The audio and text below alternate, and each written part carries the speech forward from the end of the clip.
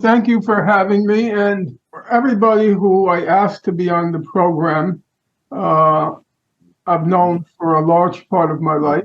In any case, let me just go through the people as I see them. First, there's Sana Kassem, who I don't remember exactly when we met, but she's a real activist in Greece, and when I say a real activist, she's in the thick. She has been in the thick of things in Palestinian solidarity for I don't know since when, but certainly for the time that I've known her. She was also in Beirut in 1982 during the Israeli bombing of Beirut, and she has, I think, quite vivid and also, I think, angry memories of that period and what Israel did in Lebanon in 1982. Then there's Musa Abu Hashhash, and I'll simply say Musa is probably the most honest person I ever met in my life, the most selfless person I ever met in my life, and the person whose judgment I completely rely on Palestine. Whenever any issue comes up, I just say, I'll ask Musa. Beyond being unusually honest, and the thing about Musa that differentiates him from any other person I've ever met is Musa is a listener. He listens to everything everybody says. So when you hear Musa, you hear the voice, the authentic voice of Palestine. Wherever he got that trait, I don't know where he got it, but it's very unique to him. That when you listen to him, you have the authentic voice of Palestine, and so I always turn to his judgment, and I trust that judgment. And I don't actually recall any particular instance where he proved to be wrong. His judgment has always been accurate. Then there is his daughter, Arwa, and I suppose at her age, Arwa no longer wants to be known as Musa's daughter, but she wants to be known as a person in her own right. And of course, I respect that. It's just that I knew Arwa before she was born. So for me, she will always be Musa's third child, because my memory is, Arwa, you were born during the first Intifada, is that correct? You were born around 1988. 87, the same month of Intifada. Yeah, 87, yeah. Because I knew you as a tiny little creature. Her most distinguishing characteristic was, let's put it politely, Arwa was a very lively child. That's the nice way of saying she couldn't sit still. She was like Quicksilver, always on the run somewhere. And it could be kind of frustrating, but she turned into an extremely impressive, I think, an extremely woman. And that leaves Mouin, who he tells me we met in the early 1990s or late 1980s. I can't remember. Mid-90s. Mid-90s. But we'd corresponded before then. And Mouin was the head of, or he was the research director for Al-Haq, the human rights organization. Just a researcher. The researcher. During the first Intifada. And he has, I think, he has just enormous dignity, intelligence, and he has the virtue of never tooting his own horn. You have to extract things from, you have to extract Mouin's achievements. He will never put them forth on his own. In other words, he's a very modest, a very decent human being. And one of the few people, I have to say, I guess it's not a very nice thing to say, but one of the few people who remained honest through the whole cause. And that, I would say, Musa's another one who remained honest. And that cannot be said of very many people, unfortunately.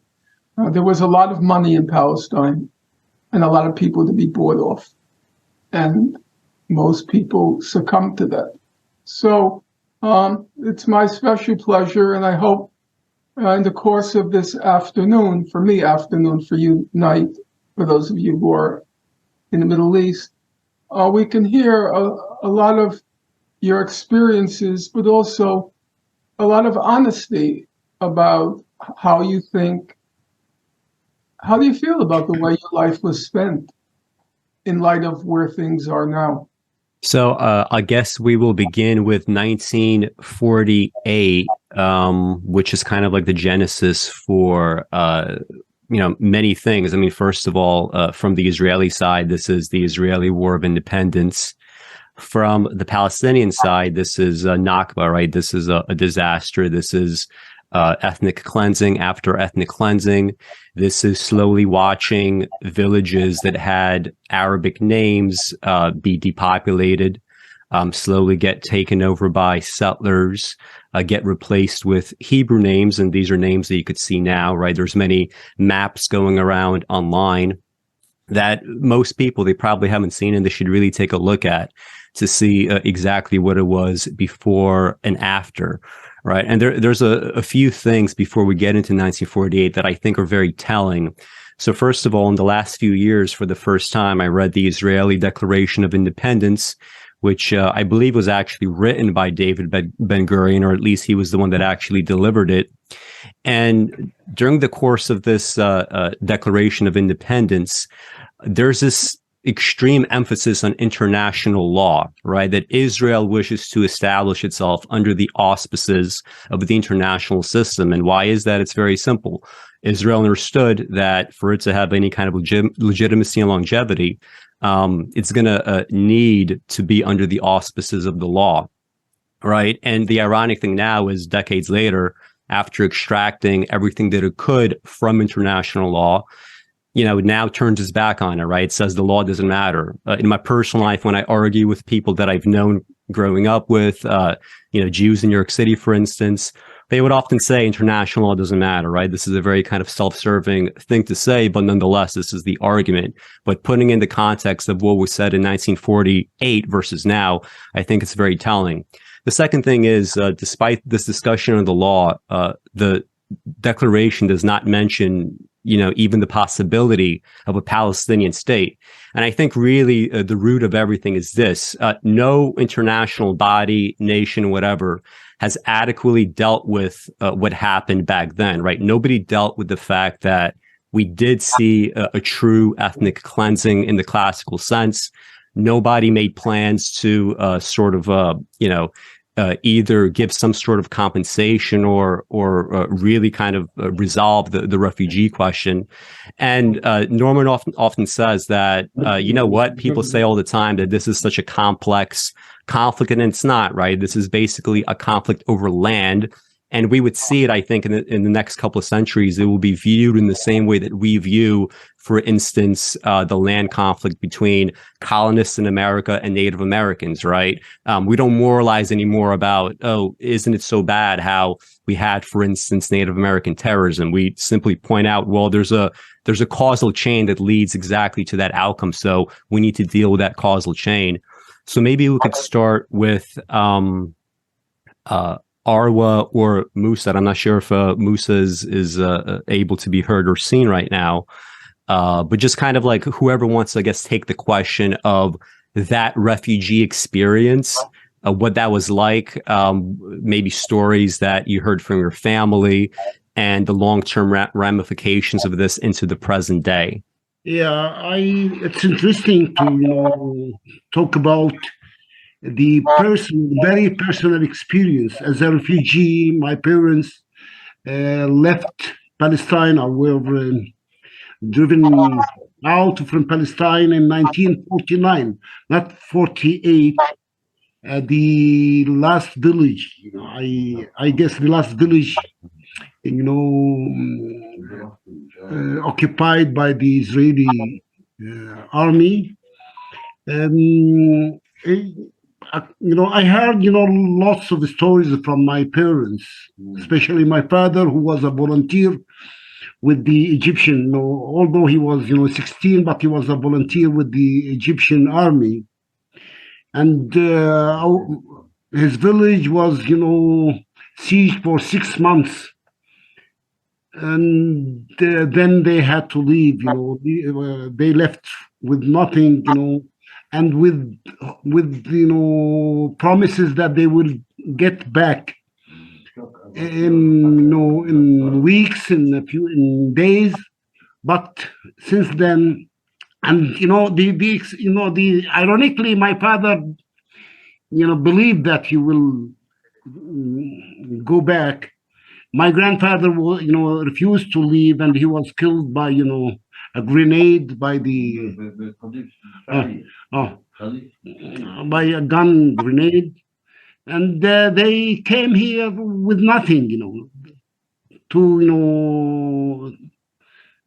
and they lived in tents, Ironically, my father, always believed that he will go back to his village. He, told stories about, the battles, small battles, the siege of, our village, which was called Iraq al-Manshiyya, now replaced by, an Israeli town called Kiryat Gat. It was, a plain land, with, more than 30 springs. They, grew oranges. They, they kept cows. They were also, hospitable to the Egyptian army. They, slaughtered cows for the Egyptian army, believing that the Egyptian army will, protect them from the Israeli gangs. They came here. They came here near Hebron, and I was born, in a tent. I was brought for my, 6 years, in a tent, in the snow, in the cold, all the people, my mother and my family were in a small tent. It was not I still remember the tent, although I am old enough to forget. But my father, when he was he became rich after that, and he refused to build a permanent house. He put the roof from metal, thinking that one day he will go back. He said, it's not my place to stay here forever. And he died with this hope, unfortunately. Musa, Yes. did you think he would go back? Yes, I think if not, my father died, and maybe I will die. But I think, one day, maybe my grandsons will go back. Still, when they are asked where you are from, they said, from Iraq al-Manshiyya, their original village. We don't, believe me, we don't belong to the place we are in. We live in Hebron and Ramallah. We don't belong to this place. And the people, all the people, not us, even in the camp, in the refugee camp where my family lived, they still, the streets are, named after their villages. We say Iraq al-Manshiyya Street, Beit Jibrin, where my wife is from, another village. It's their quarter, their street, people never forget. But they also, they're not dreaming, but they know the reality the Palestinians they are in these days. But they never give up hope that they will one day. And now politically I say that Israel will not live forever in the area. Many Palestinian, most Palestinian believe that Israel is in an island among hundreds of millions of Arabs. They are now weak. They are, but it's the history will not go this way forever. I have For me, it was an experience which made me sad. My sadness also was reflected to my children, and I think it's not an easy experience to live in a camp. And here still people it's different. The camp I don't know, Norman maybe knows what life is like in a camp, but it's different from a village. It's different from the city. Our camp, Pawar camp, where Norman visited, is 1 square kilometer with 12,000 people now, and many of them left to Jordan in 1967. Otherwise it would be 20,000 people. So life for the refugees is not easy, and whatever compensations will be given to Palestinians will not make up for this deep suffering for everyone. Those who died, poor, those who dreamed to go back. So it's not it's a unique experience. It's different from other refugees. Maybe I think it's not from any other refugees in any part of the world, and it's a long experience. Now 74 years. I want to hear from Sana because her family also became refugees in 1948. I'm just going to ask a question, but we'll hold off the answer. The question I want to ask both Musa and Sana and Arwa and Mouin is the following. The question is, Professor Chomsky, who you all know, he has said on many occasions that it's immoral, it's not moral, it's immoral to tell Palestinians that they are going to return home, meaning the refugees, telling the refugees that they are going to return home when everybody knows they're not going to return home. So it's immoral to lie to them and give them hopes when the hopes are not realistic.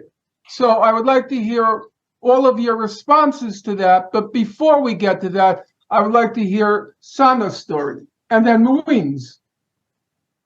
Okay. Probably my story or the story of my dad is similar to the story told by Musa. However, my father came from a very small village, very small.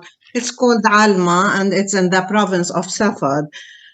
It's so small that they had no TV, of course, no radio, no newspaper. So they were not actually aware of what's going in the world. It was a very peaceful village. Most of them were farmers, poor, of course, very poor farmers, taking care of the land. His mom and his dad would go from the morning to collect olives, leaving 12 children. They had 12 children with their grandmas. So what my father recalls is that they had no idea what was going on until they started hearing that the Jews are coming, Yahud, this is what they use, Palestinians would say Yahud are coming, and they were committing massacres in the nearby villages. So his dad put them all on a donkey and they went walking to South Lebanon. And it's like most of the stories that we read from Palestinian authors, that they did not realize that they became refugees until they were settled and they were not allowed to go back. What I wanted to say, they were such simple and naive people that they had no idea. They were not part of any conflict. For example, Musa just said that his dad was in the Egyptian army. My dad and his family, they were not at all involved in any conflict. And though they found themselves, they became refugees. Now, coincidentally, I was asking my sisters so that we can remember together before coming to this show about the stories that my dad used to tell us about becoming refugees and living in tents, like Musa said, in the cold weather and in a country that is based on structural racism against Palestinians. So in Lebanon, the racism that the Palestinians have faced is it's uncomparable to any other Arab countries where the Palestinians ended up. But coincidentally, there was this movie and everybody's talking about it, Farha, Farha, and the Israelis went crazy. Please, Norman, you watch it today. It's on Netflix. And I was watching it and I said, this is exactly the way my father used to describe his life in the village. Small village, poor people, they don't know what's going on in this world except their olive groves and their oranges, and suddenly they found out that they are kicked out of their countries. Whether I want to go back, now I'm a grandma, so my father is the refugee. My grandchildren, I'm sure they know that their father or their grandpa comes from Alma, and one day we will go back. And I have no doubt about going back to whether me, myself, or my children or my grandchildren. We will return, there is no doubt, to our villages. And Israel has no room to stay in this region. This is what I believe, Norman. I'm not commenting. Mouin. Yeah. Yeah, I think my story is perhaps a little atypical. My mother's family originates from what is now a town called Al-Fahim, which is either the largest or one of the largest Arab municipalities in what is now Israel. But she was born in Haifa. And then when she was about 2, the family moved to Akka. And in sharp contrast to the drivel produced by Joan Peters, who we know of today actually only because of Norman, otherwise an entirely forgettable author, my grandfather, after World War II, relocated to Homs in Syria in pursuit of work. And when the war broke out in late 1947, after the partition resolution, he sent for his wife and children, so my grandmother and my mother and her siblings, and they relocated to Damascus. And because they had Syrian relatives, were able to stay with them and avoid going to having to live in refugee camps. My father is from a village just outside Haifa named Tirat Haifa. It's today, it was demolished and renamed Tirat HaKarmel by the Israeli state. But he was born and raised in the neighborhood of Wadi Salib in the city of Haifa. And then when the war broke out in late 1947, either in the spring of 1948. My father was orphaned at a young age, I should have added, and his mother, together with my father, my uncle, and my two aunts, left Wadi Salib in Haifa and went to back to Tirat Haifa, and were on the last boat that left from there to southern Lebanon, and in fact escaped just in time because Tirat Haifa was the last village in the Haifa district to fall to the Zionist militias, and a large massacre was committed there at the time of the conquest of that village. So my father and his family got out just in time, were in Lebanon for some time, then moved to Damascus, where my father started working in a textile factory owned by a wealthy Syrian who took a liking to my father and was able to, and funded him to finish his secondary school education in Syria after working hours. And then through a happy coincidence, one might say, my father's brother-in-law, who was Pakistani and was a judge at the International Court of Justice in The Hague, arranged for my father to come to Holland and study in the Netherlands. And that's how my family ended up in Holland, which is where I was born and raised. And so, although very much the child of refugees, my experience of being a Palestinian refugee played out primarily in Western Europe rather than the Middle East.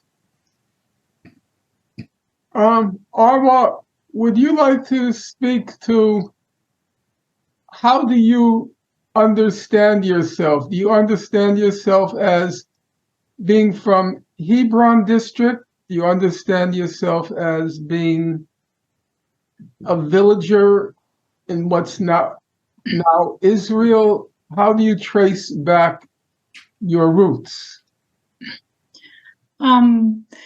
Norman, as my father said, whenever anyone asked us, where are you from? We said, we are from Iraq and Manshia. We didn't stop saying this, and I think we will not stop.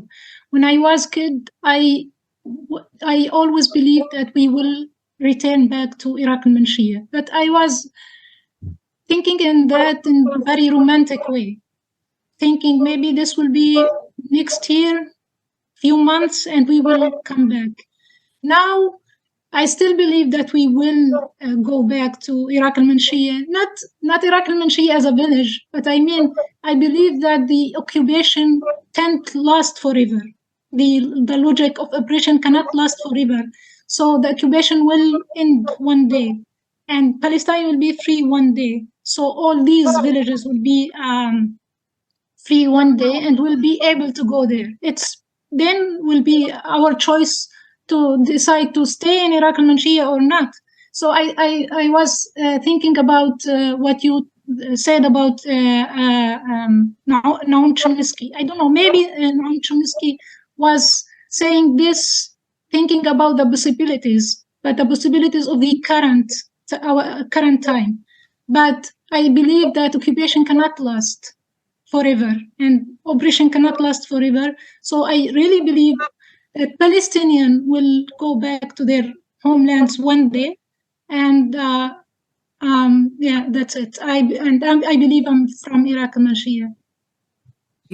Just there is mistake when we refer to the the reality with the term occupation. I think we are facing a fascist state called Israel. And the occupation sometimes is something misleading, a misleading term. Israel occupied the whole Palestine, the Israeli gangs, the villages and the cities, and so when I stick to the hope. I think fascism will be defeated. All fascists, through all the whole history, where fascist countries were defeated, and Israel is not, it will not be different. This is, what makes us stick to the hope. And I agree with Arwa. We have here, a home in Ramallah and a home in Hebron. And when it comes, it will be everyone's choice to go back. But it's a right. This is, the difference.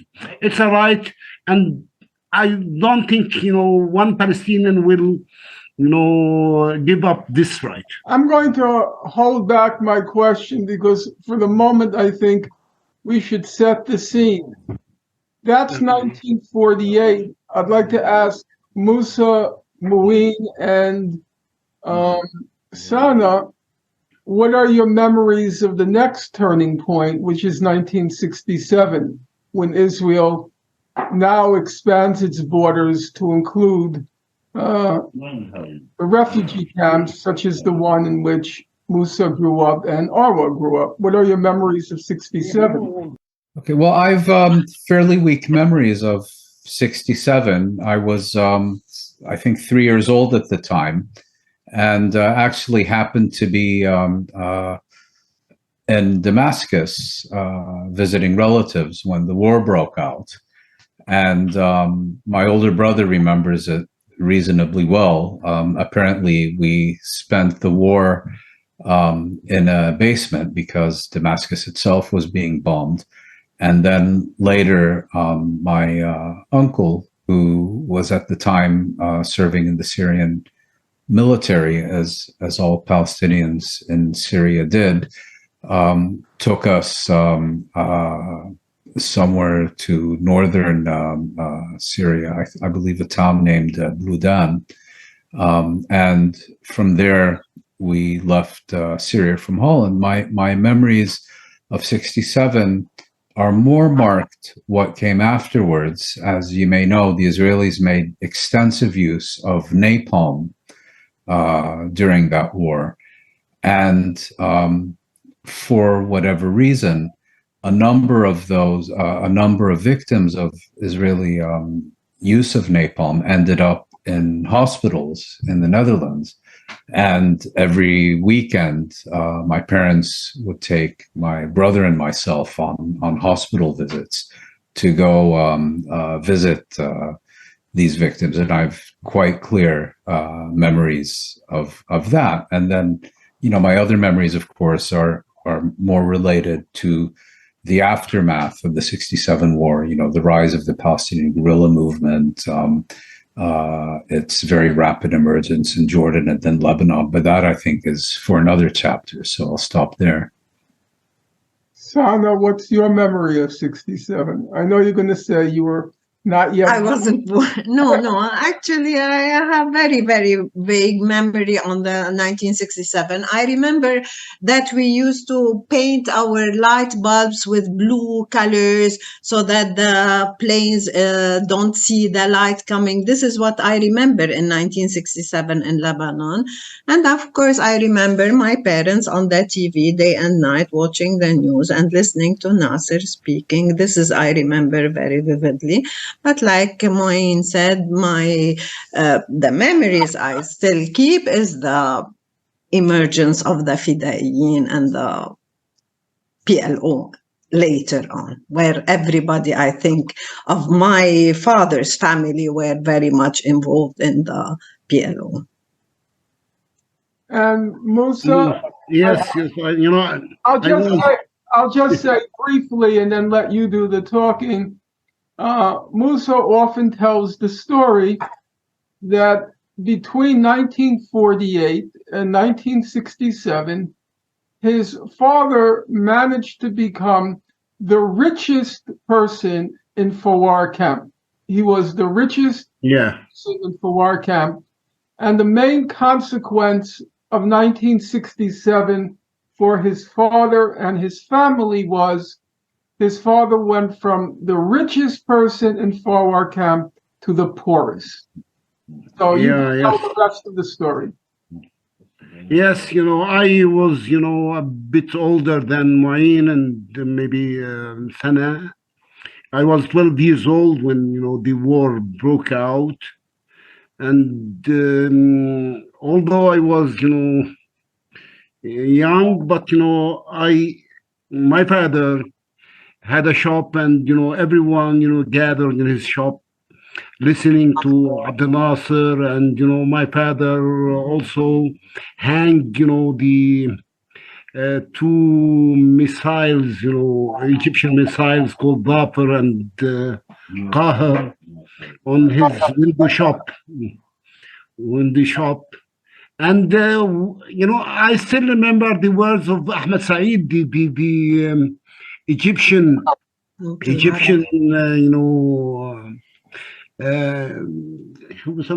Radio announcer. Radio announcer, yeah. And threatening that they would, throw the Israelis in the sea, and so it was the biggest shock I had, when in 6 days, I didn't believe that the Israelis, and we were lied, by the Jordanian soldiers who, said that the Egyptian army, occupied Palestine, and to the last minute, and it was, the biggest shock. I will never, forget, that shock. When the Israelis came, to the camp and to Hebron, throwing the sweets to the people. And this is one thing. But as Norman said, the personally, the 1967 war destroyed our family. The Israelis, confiscated all the cloth and of my father's, his business, and so from the richest, father to the poorest father, and my father, because he was rich, he was married to another wife, and we were many. We are now, maybe you will laugh. We are 27 brothers and sisters. So he couldn't keep up with life, and I remember, I remember how I was, the son of the richest man in the area, not only in the camp, and the poorest, very quickly, so it was, a very, very, I was born, in 1955, after 1945, 48, but I, lived the experience of the 1967, which, had more impact on me and my brothers and my sisters. I survived because I was the eldest, but my brothers, suffered a lot. They left school early. Many of them are employed because they didn't get their education, university education. I was lucky. I was the eldest, of my brothers and sisters. So I remember also when people started to leave the camp to Jordan, with I don't know, it was they didn't have any connection with the camp. Maybe it would be different if they belonged to a village, their original village, but to the camp, small rooms, like graves built by the UNRWA. So they didn't have, any connection to these, to these rooms. So they easily left to Jordan. So my father refused to leave, because he was still rich, in 1967. I think if my father, knew that he would be poor, he would, he would leave. He would have left, But he was stick to his business, but it did not work as he wished. So it was, the very, very bad and sad experience to me and to my family. Did you have any interactions with Israelis right after 67? Yeah, I had, many, you mean, friendship with Israelis? Whatever, any kind of interaction with Israelis. Yeah, I was, arrested, several times. Right after 67, you were arrested? No. No, I was, in the 80s, in the 80s, I was arrested 4 times. Administrative, on administrative basis, with no charges. I had, on the other side, I had, Israeli friends and like Gidon Levy, like later. I just want, before we get to the present, I would just like to go through one other episode, and then we can, Alex could talk about the present. I would just like one other episode, which I think is important, because it was a turning point in the West, which was the 1982 Lebanon War. It was the first time Israel's reputation suffered a major blow, suffered major damage in the West, and that's when Israel invaded Lebanon. And the estimates are between 15 and 20,000 Lebanese and Palestinians were killed, overwhelmingly civilians. It's an interesting fact that for all the horror and all the attention that the Israeli massacres in Gaza have gotten, they weren't even remotely as devastating as what Israel did in Lebanon between June and September 1982. And it happens that, Sana, if my understanding is correct, you lived in Beirut at the time, and the bombing of Beirut during the first week in August got a lot of attention in the West. So maybe you could talk about that experience, and then we'll just move to the first Intifada and the present. Go ahead. Yeah, I remember I was graduating that year in 1982 from the university, and I remember we were sitting on campus when we saw the F-16 bombing, and we heard the loud noise, and we learned that Israel is about to invade Lebanon. No, we didn't know. We didn't at all think that it will invade. It was June 4th. I still remember very well when they start bombing. They bombed the first part is the sports city in southern Beirut, and then slowly things escalated. But I remember the Beirut bombing. I think I'm still, not only me, all my friends or my sibling, we're still traumatized. I cannot hear loud voices or loud noise anymore now. I just get sometimes panic, even if it's firework, because we were stuck in Beirut for 33 years, siege, and we were bombing continuously. And I think we were they've been experimenting. They were experimenting with the types of bombs, because maybe 500 meters away from our house, they used for the first time the vacuum bomb, where they demolished the building. One building disappeared completely.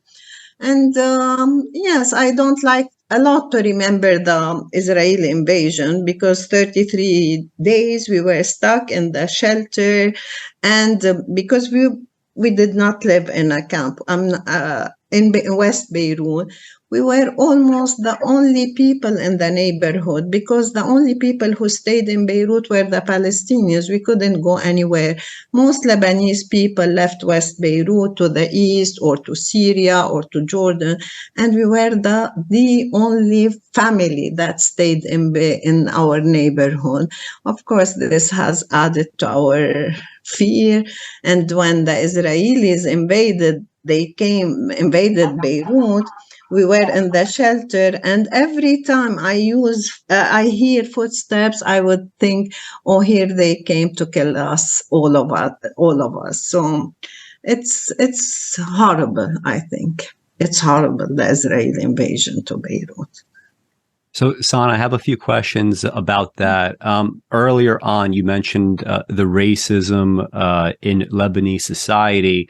When I was reading about the Lebanese civil war, which preceded the 1982 invasion of Lebanon by Israel, it seems a little complicated with all the kind of like factions involved, right? We have, on the one hand, we have Muslims that are both kind of, I guess, generically Muslim versus those that are kind of more fundamentalist.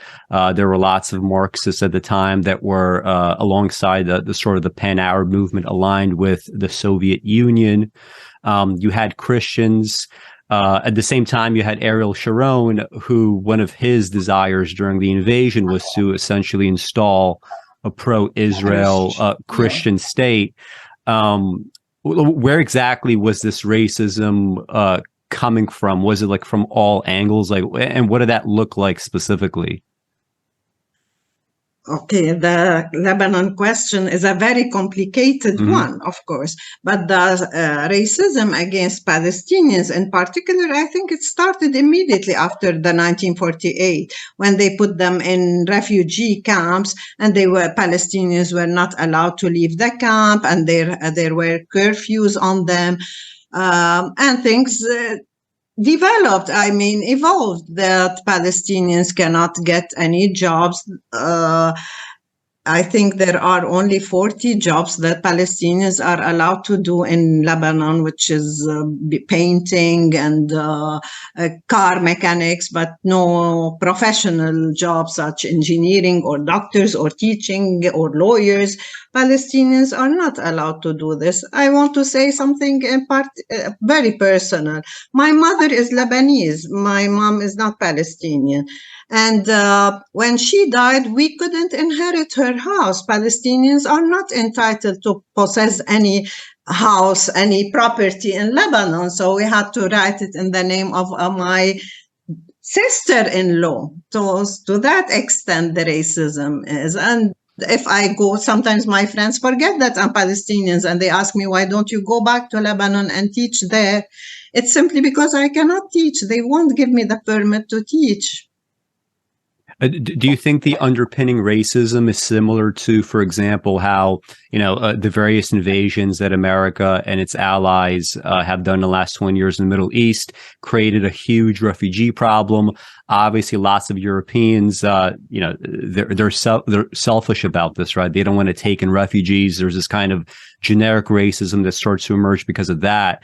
Is that specifically what happened in Lebanon? Was it just this kind of resentment that you now have to accommodate a new population, or was there something else going on with, like, I don't know, maybe something else, because Lebanon is based on this sectarianism, and they have to keep the balance between Muslims and Christians, and the majority of Palestinians are Muslims, so the presence of Palestinians will disturb the balance between Muslims and Christians in Lebanon.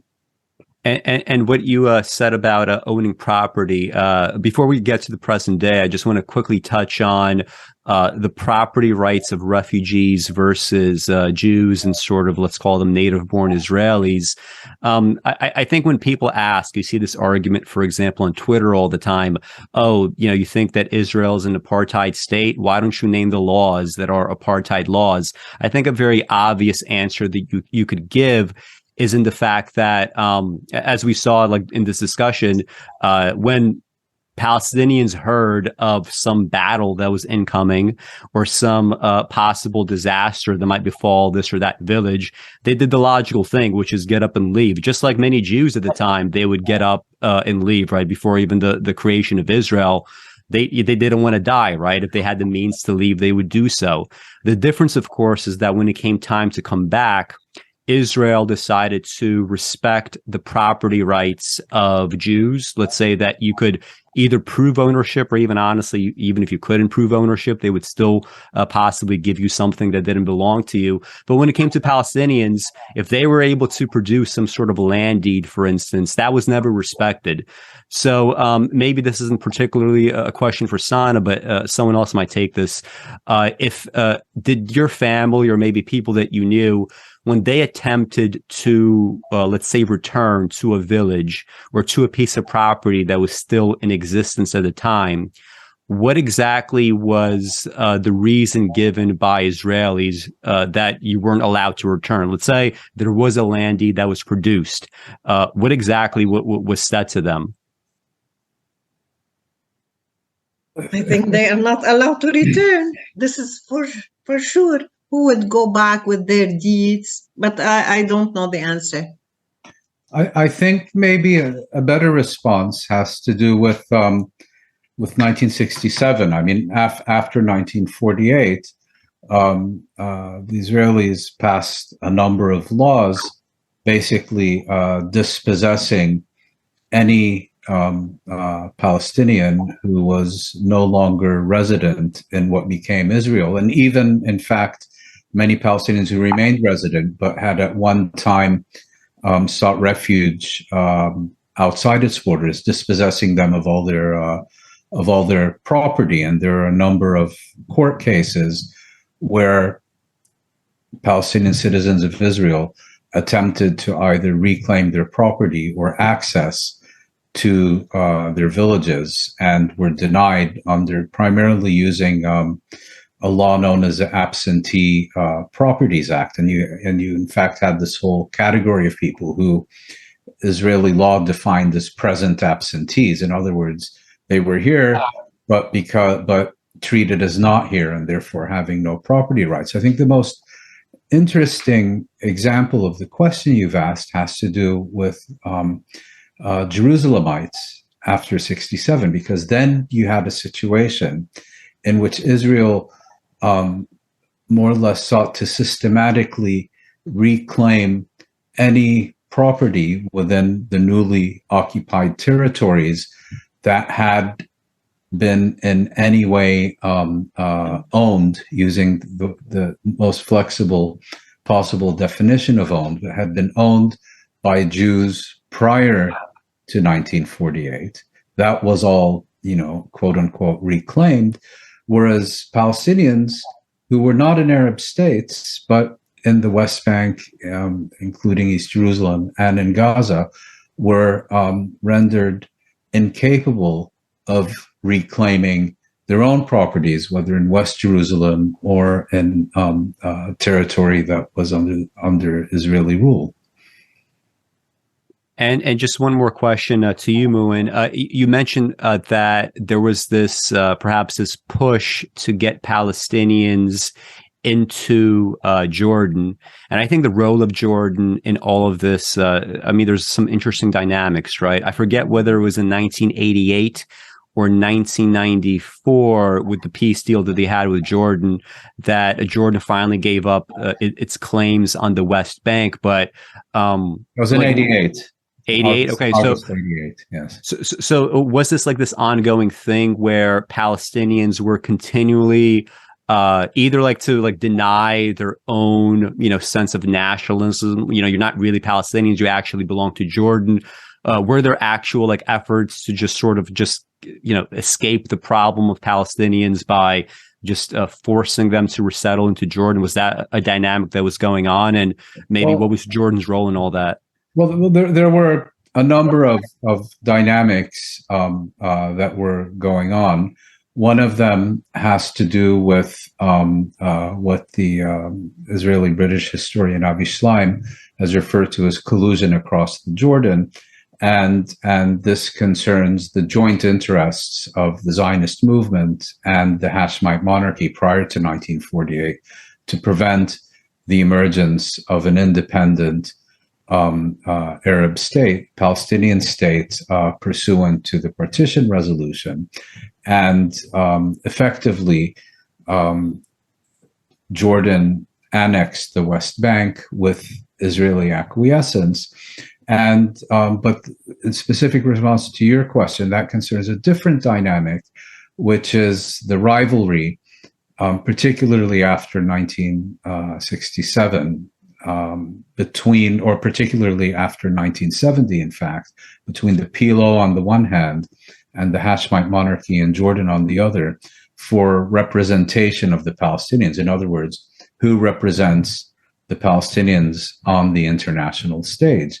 And until 1988, Jordan, in one way or another, still maintained its territorial claim on the West Bank that it had lost to Israel in 1967, and still claimed at one level or another to be the authentic representatives of the Palestinians in international diplomatic negotiations. And what happened in August 1988 is confronted with the overwhelming rejection of any representative other than the PLO during the First Intifada. King Hussein of Jordan formally renounced any Jordanian territorial claim to the occupied territories and renounced any representational claim in international diplomacy regarding the Palestinian people.